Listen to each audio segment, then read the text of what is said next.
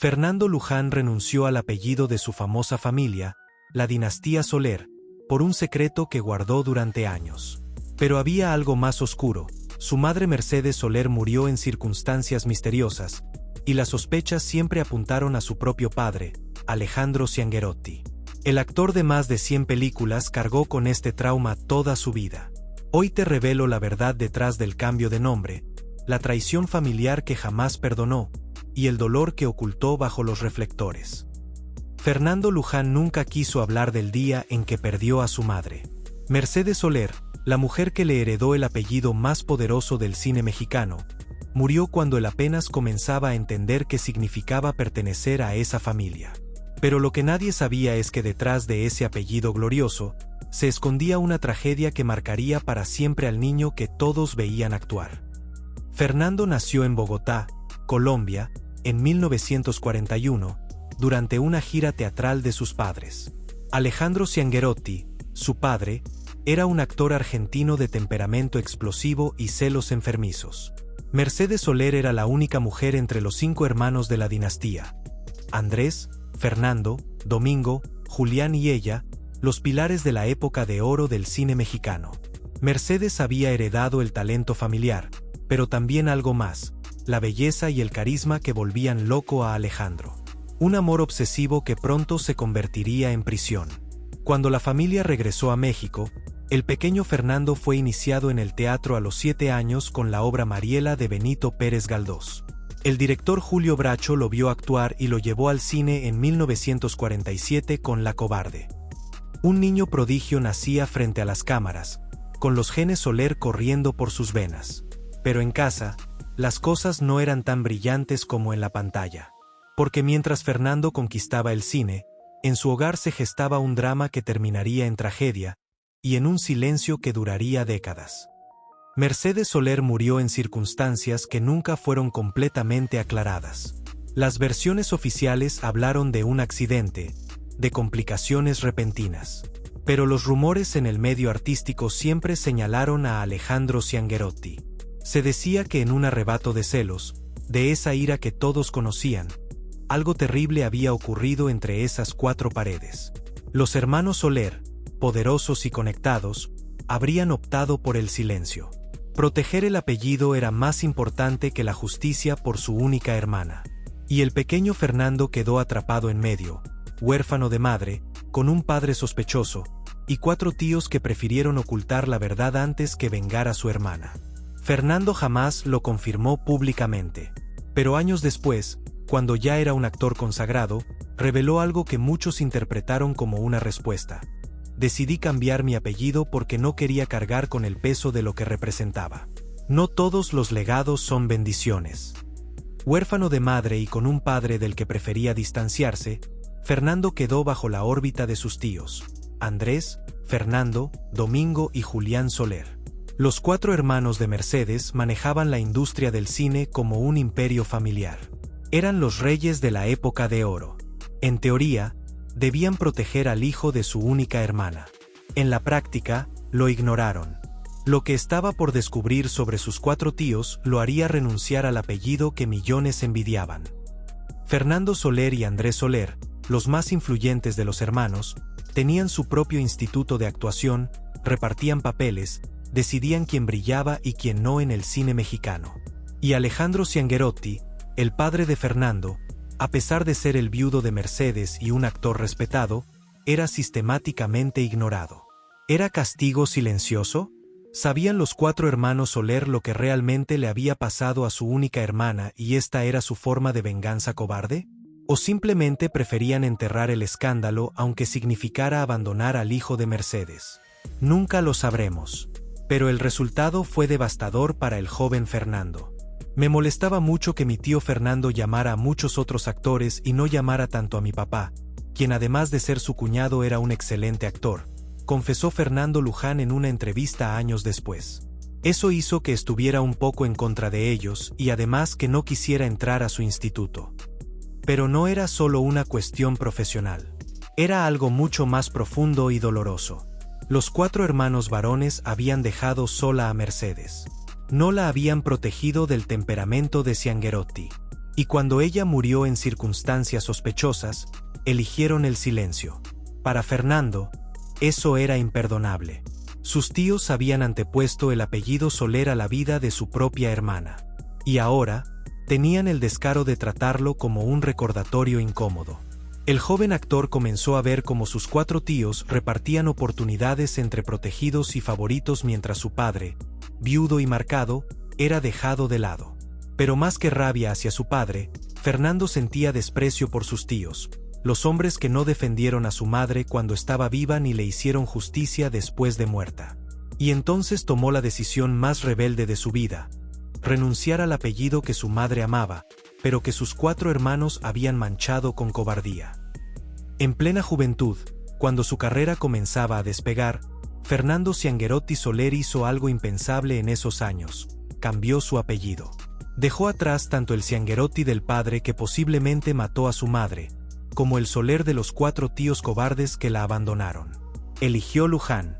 Además, no muchas personas podían pronunciar correctamente Ciangherotti, explicó con humor años después. Lo cambiaban por apodos como Changarro o Chingarmiento, punto. Pero todos en el medio sabían que la razón iba mucho más profundo que la fonética. Fernando Luján era su forma de decir: no soy Ciangherotti, el hijo del asesino. No soy Soler, el sobrino de los cobardes. Soy yo mismo. Y vaya que lo fue. Lo que sus 4 tíos no imaginaron es que el sobrino rechazado, el hijo de la hermana muerta, los superaría a todos juntos. Desde la segunda mujer en adelante, Fernando no paró. Mientras la época de oro se desvanecía y las estrellas de la dinastía Soler caían en el olvido, él supo reinventarse. Participó en más de 100 películas, dominó el teatro con más de 40 obras, y cuando la televisión llegó, la conquistó también. En los años 70 y 80, cuando el cine mexicano atravesaba su peor crisis y el apellido Soler ya no abría puertas, Fernando Luján seguía trabajando. No tenía el apellido glorioso, pero tenía algo que sus 4 tíos habían perdido con el tiempo: humildad, adaptabilidad y hambre de trabajo. Su versatilidad era asombrosa. Podía hacer drama profundo, comedia ligera, personajes oscuros o padres de familia. No estaba encasillado en el estilo Soler de la época de oro. Y eso, irónicamente, lo salvó de la irrelevancia que consumió a sus tíos cuando el cine cambió. Mientras Andrés, Fernando, Domingo y Julián envejecían aferrados a glorias pasadas, Fernando Luján se adaptaba a cada época. Era el actor que el cine mexicano necesitaba. Sin poses aristocráticas, sin pretensiones de dinastía, simplemente talento puro y entrega total. Pero el verdadero triunfo vendría en los años 90, cuando el mundo entero conocería su nombre y olvidaría que alguna vez fue un Soler. En 1999, Fernando Luján protagonizó El coronel no tiene quien le escriba, adaptación de la obra de Gabriel García Márquez. Su interpretación fue demoledora. La crítica internacional lo aplaudió. Los festivales de cine lo premiaron. Y por primera vez, el apellido Luján resonó con más fuerza que Soler jamás lo había hecho a nivel mundial. Todos se lo repartieron a manos, diría Fernando recordando aquellos años de reconocimiento. Pero él nunca olvidó de dónde venía. Nunca olvidó que era el hijo de Mercedes Soler, la única hermana mujer, la que sus 4 hermanos no supieron proteger. Y aquí está lo irónico: ninguno de sus 4 tíos había logrado reconocimiento internacional de esa magnitud. Andrés, Fernando, Domingo y Julián Soler fueron grandes, sí, pero solo en México y Latinoamérica. Fernando Luján, el sobrino rechazado, llegó donde los 4 hermanos juntos no pudieron: al reconocimiento mundial. Su carrera se extendió hasta la era del streaming. En 2017, a sus 76 años, apareció en Ingobernable de Netflix, demostrando que su vigencia era innegable. 3 generaciones lo conocían: los que lo vieron de niño en la época de oro, los que crecieron con él en la TV de los 80 y 90, y los jóvenes que lo descubrieron en plataformas digitales. Fernando había logrado lo imposible: trascender sin el apellido, sin la protección de los 4 hermanos más poderosos del cine mexicano, sin el instituto de actuación de sus tíos. Más aún, había trascendido a pesar de ellos, contra ellos. Era la venganza perfecta. No una venganza gritada o violenta. Era la venganza del éxito silencioso, del talento que no necesita apellidos, del hijo que honró a su madre mucho mejor de lo que sus 4 hermanos jamás lo hicieron. Pero el dolor de haber perdido a su madre y las sospechas sobre su padre jamás lo abandonaron del todo. Fernando Luján nunca habló abiertamente sobre la muerte de su madre Mercedes. Nunca acusó directamente a su padre Alejandro. Nunca confrontó públicamente a sus 4 tíos por el silencio cómplice. Pero quienes lo conocieron de cerca sabían que ese trauma lo acompañó siempre, como una sombra que ni los reflectores podían borrar. Su decisión de distanciarse de ambos apellidos no era solo por orgullo profesional, era supervivencia emocional. Era decir no al apellido del hombre que posiblemente destruyó a su familia, y no al apellido de los 4 tíos que eligieron proteger su imagen pública antes que hacer justicia por su única hermana. El actor encontró refugio en el trabajo. Trabajó sin parar durante 65 años. Algunos decían que era pasión. Otros, que era adicción al trabajo. Quienes lo conocían mejor sabían la verdad. Era escape.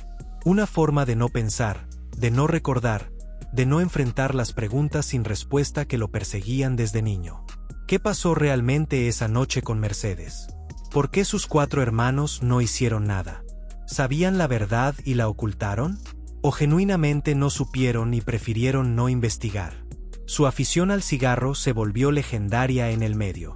Fumaba sin control, compulsivamente, cadena tras cadena, como si quisiera quemar algo más que tabaco.